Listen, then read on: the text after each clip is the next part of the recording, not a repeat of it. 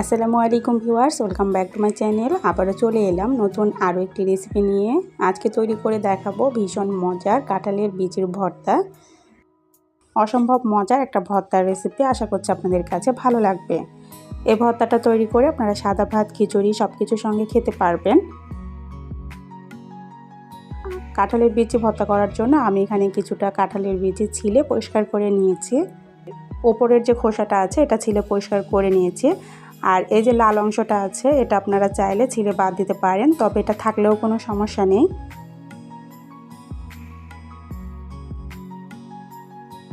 কাঁঠালের বীজগুলোকে ছিলে আমি পরিষ্কার করে ধুয়ে নিয়েছি। এবার এগুলোকে প্রেসার কুকারে নিয়ে সিদ্ধ করে নিব। প্রেসার কুকারে কাঁঠালের বীজগুলো নিয়ে আমি সিদ্ধ করে নিচ্ছি।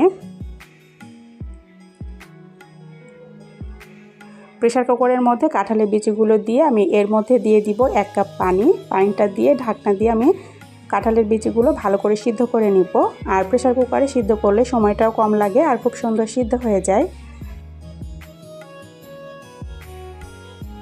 কাঁঠালের বীজগুলো আমি সিদ্ধ করে নিয়েছি, তো দেখতে পাচ্ছেন ঠিক এইভাবে সিদ্ধ করে নিতে হবে।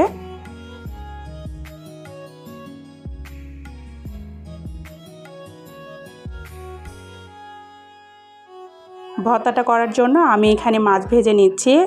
2 পিস মাছ আমি লবণ আর হলুদ মেখে তারপর লাল লাল করে ভেজে নিব। এইভাবে মাছ দিয়ে কাঁঠালের বীজটা একবার ভর্তা করে দেখবেন, অসম্ভব মজা হয় খেতে। মাছগুলো আমার ভাজা হয়ে গেছে, এগুলোকে উঠিয়ে নিচ্ছি। আর এভাবে মাছটাকে লাল করে ভেজে নেবেন।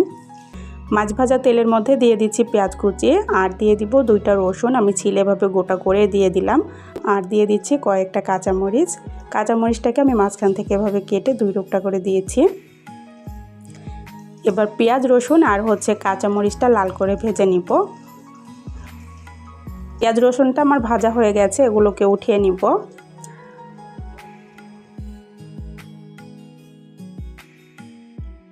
ভর্তাটা আমি শিলপাটায় বেটে করব, আপনারা চাইলে এটা ব্লেন্ডারেও করতে পারেন, তবে শিলপাটায় বেটে ভর্তাটা করলে ভর্তাটা খেতে বেশি মজা লাগে। প্রথমে পেঁয়াজ, রসুন আর কাঁচামরিচটা আমি বেটে নিব। এগুলো বেটে নেওয়া হয়ে গেছে। এরপরে ভেজে রাখা মাছের কাটা বেছে তারপরে বেটে নিচ্ছি। মাছটাও আমার বেটে নেওয়া হয়ে গেছে। এরপরে কাঁঠালের বীজগুলো দিয়ে বেটে নিব। কাঁঠালের বীজগুলোকেও আমি বেটে নিয়েছি, তো দেখতে পাচ্ছেন ঠিক এইভাবে মিহি করে বেটে নিতে হবে। এবার সবগুলো আমি একটা প্লেটে উঠিয়ে নিচ্ছি। এবার কাঁঠালের বীজ, মাছ বাটা আর পেঁয়াজ, রসুন, কাঁচামরিচ যেটা বেটে রেখেছিলাম এগুলো সবগুলো একসঙ্গে আমি মেখে নিব।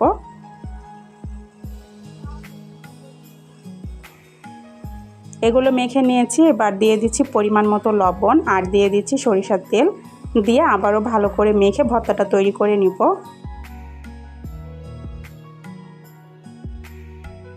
ভর্তাটা আমার মেখে নেওয়া হয়ে গেছে। এবার একটা প্লেটে উঠিয়ে নিচ্ছি। এইভাবে মাছ দিয়ে কাঁঠালের বীজটা একবার ভর্তা করে দেখবেন, অসম্ভব মজা হয় খেতে। আর এটা দুপুরে গরম ভাতের সঙ্গে কিংবা খিচুড়ির সঙ্গেও খেয়ে দেখবেন, অসম্ভব মজা লাগে। আশা করছি আজকের এই ভর্তার রেসিপিটা আপনাদের কাছে ভালো লেগেছে। আর রেসিপিটা যদি ভালো লেগে থাকে প্লিজ একটা লাইক দিয়ে চ্যানেলটা সাবস্ক্রাইব করে আমার সাথেই থেকে যাবেন। আজ এ পর্যন্তই, সবাইকে আল্লাহ হাফিজ।